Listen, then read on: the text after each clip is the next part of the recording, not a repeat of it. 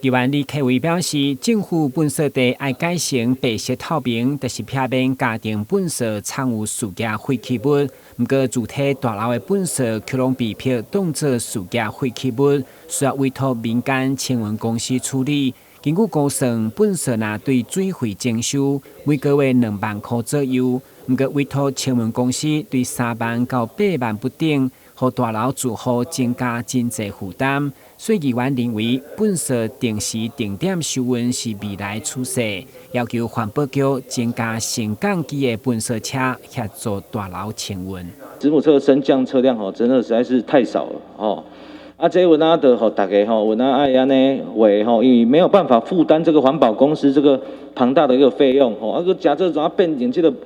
干嘛色的这个汤个爱安呢迄个。变本色那个造型做麻烦的因为这个大楼是集合式的一个住宅像这个是一个这个简易的一个估算比的价格，你看这个就差很多啦原本安尼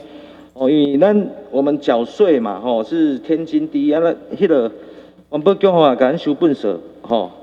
这咱应该嘛。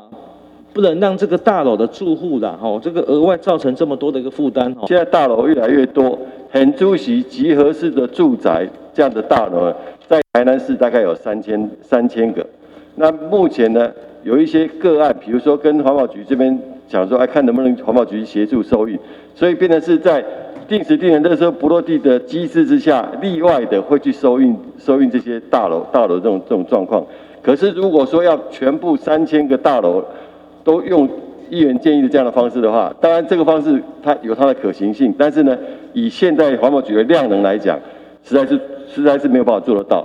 至于说刚刚讲到说用那个水费征收跟他委托外面的业者，其实委托外面业者他是论重量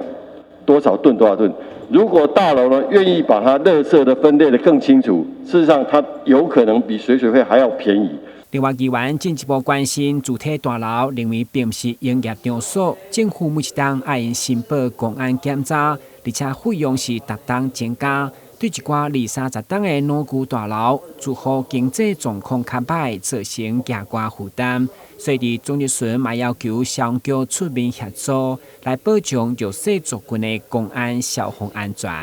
台南新闻，郭志林跟采访报道。